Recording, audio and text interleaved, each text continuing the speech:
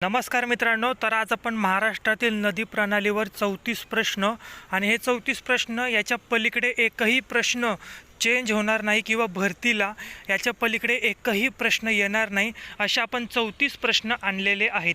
हे 34 प्रश्न अतिशय महत्त्वाचे आहे। तुम्ही स्पर्धा परीक्षेची तयारी करताय, त्याच्यामध्ये पोलीस भरती देखील आलं तर पोलीस भरतीला 34 प्रश्नाच्या बाहेर एकही प्रश्न येणार नाही। ठीक आहे, चला तर आपला व्हिडिओ आपण सुरू करतोय आणि हे 34 प्रश्न तुम्ही एका वहीमध्ये लिहून घ्या आणि परीक्षेला जाताना तुम्ही हेच 34 प्रश्न नदी प्रणालीवर पाठ करायचे आहेत। ठीक आहे, त्यातला पहिला प्रश्न पहा, महाराष्ट्रामधील नद्यांचे वाहण्यावरून किती प्रकार पडतात? हा देखील प्रश्न भरतीला आलेला आहे। तर किती प्रकार पडतात? 2 प्रकार पडले जातात। दुसरा प्रश्न, नद्यांचे वाहण्याचे 2 प्रकार कोणते? तर बघा, आपण पाहिलं 2 प्रकार पडतात, तर त्या 2 प्रकार कोणते आहेत? पश्चिमेकडील नद्या व पूर्वेकडील नद्या, अशा प्रकारे 2 प्रकार पडतात। चला, तिसरा प्रश्न पहा, पूर्वेकडील नद्या कोणाला जाऊन मिळतात?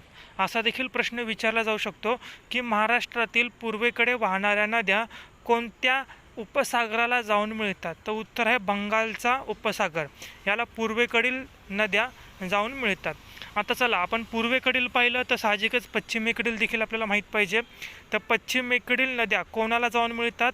उत्तर आहे अरबी समुद्र। बघा मित्रांनो, आपण जे महत्त्वाचे प्रश्न आणले या प्रश्नाच्या पलीकडे एकही प्रश्न येणार नाही। बघा, पश्चिमेकडील वाहणाऱ्या नद्या कोणत्या?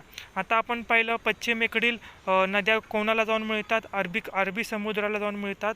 तर बघा, पूर्वेकडील वाहणाऱ्या नद्या कोणत्या? तर पूर्वेकडील वाहणाऱ्या नद्या कोणत्या? गोदावरी, कृष्णा, भीमा। त्याचप्रकारे पश्चिमेकडील वाहणाऱ्या नद्या कोणत्या? तापी, नर्मदा व कोकणातील सर्व नद्या ह्या पश्चिमेकडील वाहणाऱ्या नद्या आहेत।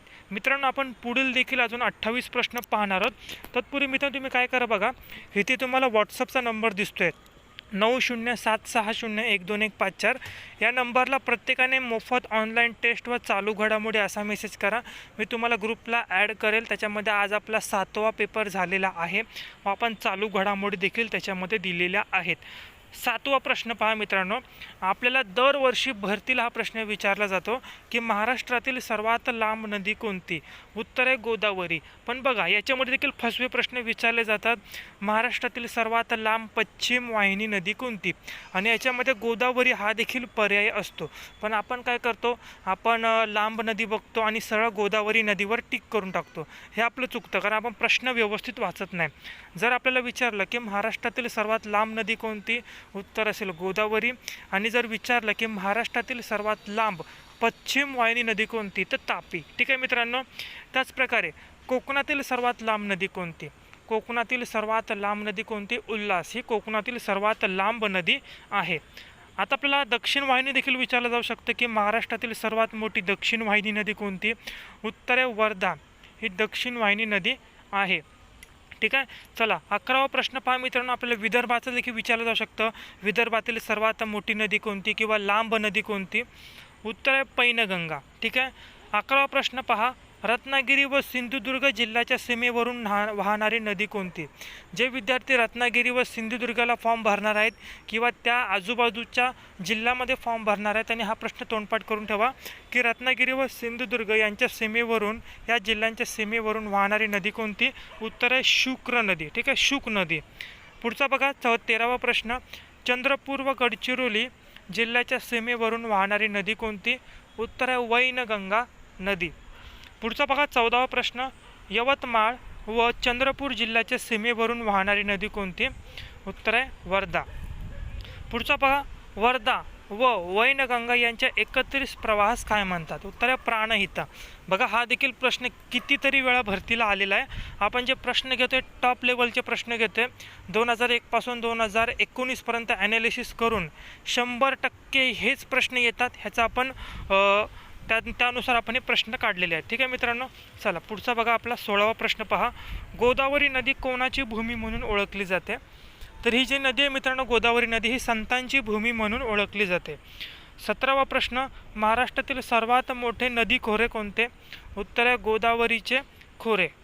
18वा प्रश्न, कोकणातील नद्यांचा उगम कोणत्या पर्वतात होतो? तर कोकणातील नद्या ज्या आहेत त्यांचा उगम होतो सह्याद्री पर्वतामध्ये, त्यांचा उगम होतो।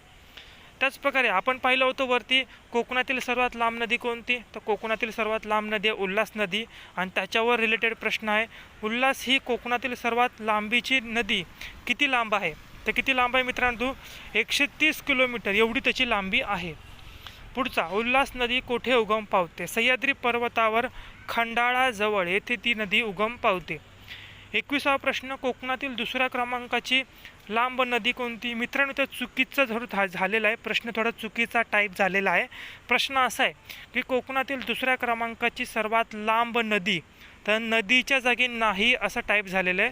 तर बघा, कोकणातील सर्वात दुसऱ्या क्रमांकाची लांब नदी कोणती, उत्तर आहे वैतरणा. जर तुम्हाला पहिली विचारलं तर उल्हास, दुसरी विचारलं तर वैतरणा. 22वा प्रश्न, गोदावरी नदीचा उगम कोठे होतो, तर गोदावरी नदीचा उगम, आपण गोदावरी नदीबद्दल पाहिलं, सर्वात लांब नदी, त्याचप्रकारे त्याची लांबी पाहिली, ती संतांची भूमी म्हणून ओळखली जाते, त्याला वृद्ध गंगा देखील म्हणलं जातं. तर हिचा जो उगम आहे हा ब्रह्मगिरी टेकडीवर, नाशिक, ठीक आहे, इथे त्याचा उगम आहे.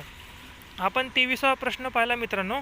23वा प्रश्न पहा, भीमा नदीचा उगम कोठे होतो, तर भीमा नदीचा उगम कोठे होतो, उत्तर आहे भीमाशंकर, पुणे या ठिकाणी भीमा नदीचा हा उगम होत असतो.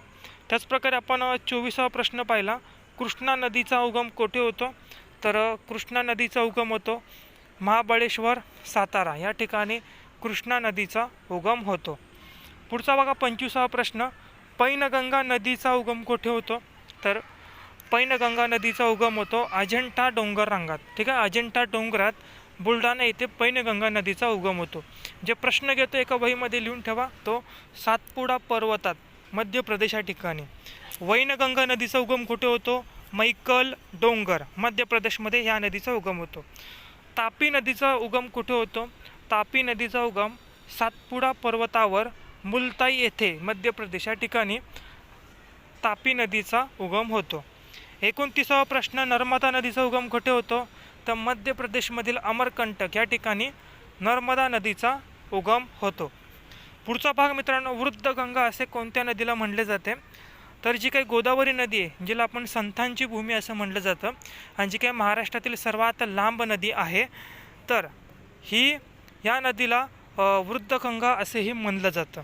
31वा प्रश्न पहा, दक्षिण भारताची गंगा असे कोणाला म्हणतात, तर गोदावरी नदीला दक्षिण भारताची गंगा असंही म्हणलं जातं. 32वा प्रश्न पहा मित्रांनो. 32वा प्रश्न, महाराष्ट्रामध्ये सलग 2 वेळा प्रवेश करणारी नदी कोणती, तापी नदी ही महाराष्ट्रामध्ये सलग 2 वेळा प्रवेश करते. 33वा प्रश्न, कोणत्या नदी खोऱ्यात खनिज संपत्ती आढळते, उत्तर वर्धा व पैनगंगा या नदीच्या खोऱ्यात खनिज संपत्ती आढळते. 34वा प्रश्न पहा, भीमा नदी कर्नाटक राज्यात कुरुगुडी येथे कोणत्या नदीस मिळते, कृष्णा नदीस.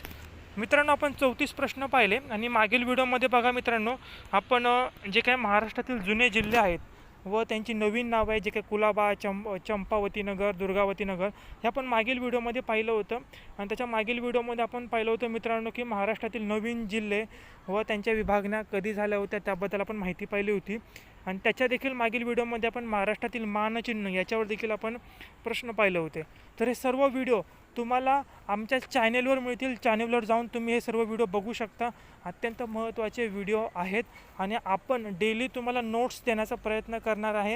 या संपूर्ण नोट्स तुम्ही व्हिडिओ पूर्ण बघायचा आहे, आणि एका वहीमध्ये संपूर्ण तुम्हाला रोजच्या रोज मी तुम्हाला नोट्स देणार आहे. या सर्व नोट्स तुम्ही तयार करायच्या, आणि भरतीला जाताना याच नोट्स तोंडपाठ करून जायच्यात. याच्यातलेच प्रश्न येणार, म्हणजे याच्यातलेच प्रश्न येणार, अतिशय महत्त्वाचे प्रश्न आहेत. चला तर, तुम्ही नवीन असाल तर पटकन आपल्या चॅनलला सबस्क्राईब करायचं, आणि जाताना फक्त एक लाईक करायचं व्हिडिओला. आणि असेच व्हिडिओ पाहण्यासाठी आमच्या चॅनलला नक्की भेट द्या. आणि जे विद्यार्थी चालू घडामोडी किंवा ऑनलाईन पेपर हवा असेल त्यांनी व्हॉट्सअपला नक्की संपर्क साधा. चला तर, तुमचा मौल्यवान वेळात वेळ काढून तुम्ही हा व्हिडिओ पाहिला त्याबद्दल धन्यवाद.